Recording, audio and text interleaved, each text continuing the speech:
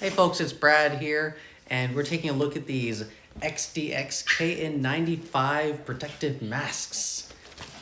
Alright, so mine got a little busted on the journey, but that's sometimes happens with these bigger boxes that have just the thin cardboard.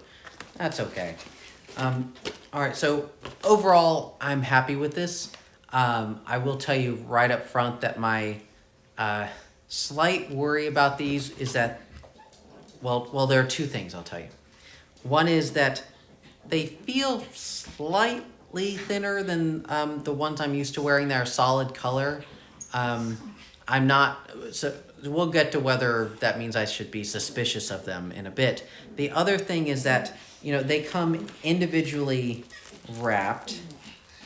Get out one of these in plastic, which is just fine, but I found that I like to get them out the night before I plan to wear them, so that they can air out, because when I open them up, sometimes there's a little bit of a, I don't know, glue smell or some odor, but very, very slight, not overwhelming, and I'm sensitive to smells.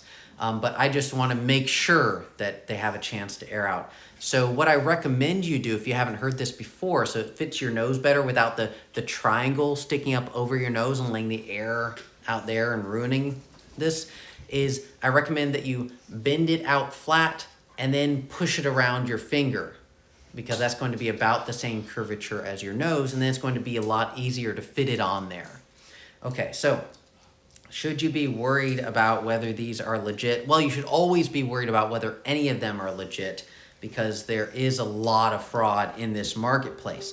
But there are certain indicators that you can look for. First, these do have the KN95 printed on the side, and they do have the standard that's used, even though it's really hard to read on here. I can read it if I shine the light on it a bit. The standard is the GB, what is it, 2325-2019, but the 2019 part is the part you want to key in on. I think the previous standard was 2005, so this is the updated standard, the most recent KN95 standard. So that's all appropriate. If that weren't there, I'd be suspicious. The other thing is that these are, KN95s are supposed to be electrostatically charged. That's really important, because then you don't just get mechanical filtration, you also get, if a virus, which is small enough to float through this mechanically, if a virus is trying to float through, then its inherent charge is going to be attracted to the mask fiber and have a much harder time going through it. And that boosts the filtration of these a heck of a lot. So that is the thing that actually expires. You might think, well, who cares if my mask expires anyway? There's nothing to expire. Well, it's the electrostatic charge that expires.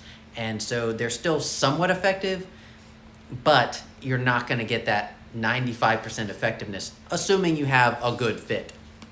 Okay, the ear loops are comfortable just fine, but if I wear any mask for a long time, then I wear an ear saver that I hook, that I put on my head, and then it has buttons, and I hook them to that, and that saves my ears.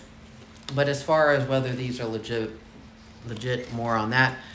Everything seems to be, that's in English, seems to be spelled correctly.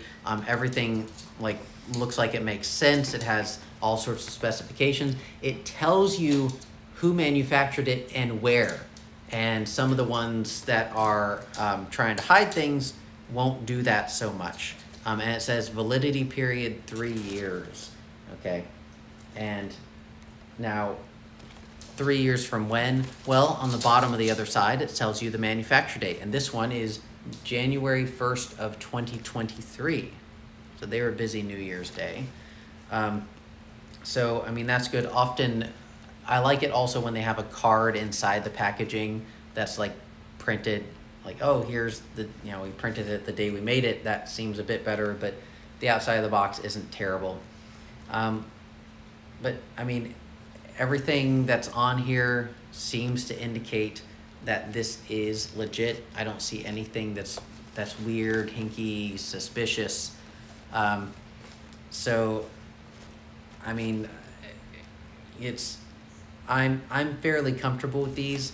I will be honest that when I was reading up on these, the Palcom masks seemed to be verified by the New York Times reporter and all that. So I ordered those on behalf of a convention that I went to. And I do want to use those if I'm ever somewhere where I'm even more afraid of you know, what people are hacking up around me. These, of course, are great for fashion, and I'm comfortable with them in most scenarios.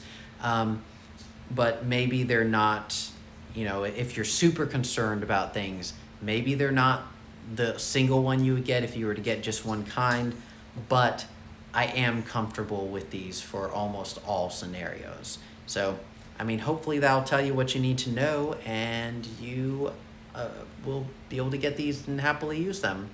Take care, folks. Stay safe.